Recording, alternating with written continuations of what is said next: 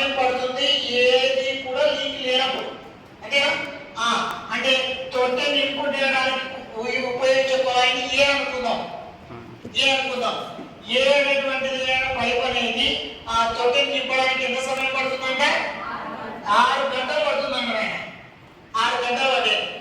మరియు లీకేజ్, ఈ తొట్టెకు లీకేజ్ లేనప్పుడు 6 గంటలు. ఈ తొట్టె ఏం చేస్తుందంట, కింద లీకేజ్ కారణంగా 1 గంట సమయం ఎక్కువ పడుతుందంట. 1 గంట సమయం ఎక్కువ పడుతుందంట. అర్థమేంటి? ఏ ప్లస్ బి లీకేజ్ కారణంగా, ఏ ప్లస్ బి లీకేజ్ కారణంగా ఈ తొట్టె నిండడానికి ఎంత సమయం పడుతుంది? 6 + 1 7 గంటల సమయం పడుతుందంట. 7 గంటల సమయం పడితే ఆ తొట్టె ఖాళీ కావడానికి, ఖాళీ అంటే లీకేజ్ నుంచి కదా, ఖాళీ కావడానికి పట్టే సమయం గంటల్లో కనుక్కోండి అంటున్నాడు. ఖాళీ కావడానికి సమయం గంటల్లో కనుక్కోండి.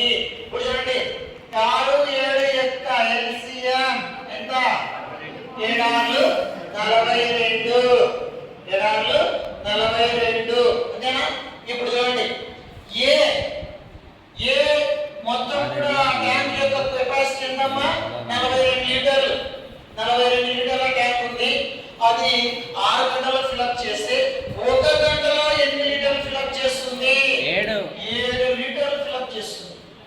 అదే ఇది ఖాళీ చేసేది కదా. ఖాళీ చేయడానికి మనకు అంటే లీకేజ్ కారణంగా 1 గంట ఆలస్యం అవుతుంది కాబట్టి ఇది 1 గంటలో ఎన్ని లీటర్లు ఫిల్అప్ చేస్తుందంట? 6 లీటర్లు ఫిల్అప్ చేస్తుంది. 6 లీటర్లు ఫిల్అప్ చేస్తుంది. అంటే ఇక్కడ ఏమో ఫిల్ చేసేది, ఇదేమో కాలిపోయేది. అంటే 1 గంటలో ఆ ట్యాంక్ లో ఉండేటువంటి నీళ్లు ఎంత వస్తుంది?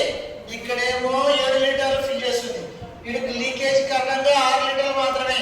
వాటి మధ్య డిఫరెంట్ ఎంత ఉంది? 1 లీటర్ ఉంటుంది. ఎన్ని లీటర్లు ఉంటాయన్నా? 1 లీటర్ ఉంటుంది.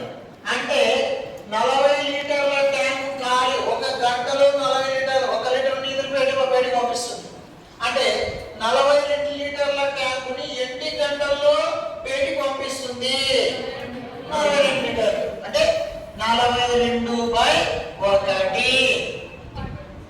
1 గంటకు 1 లీటర్ నీటిని బయటకు పంపిస్తుంది అంటే అప్పుడు 42 లీటర్ల ట్యాంకును ఎన్ని గంటల్లో బయటకు పంపిస్తుంది?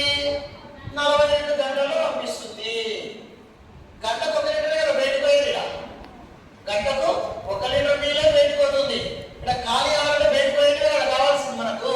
అప్పుడు 1 గంటకు 1 లీటర్లో అయితే 42 లీటర్ల ట్యాంక్ కావాలంటే 42 గంటలు. అంటే 42/1 = 42 అవర్స్. అంటే తొట్టె ఖాళీ కావడానికి ఎంత సమయం పడుతుంది? 42 అవర్స్.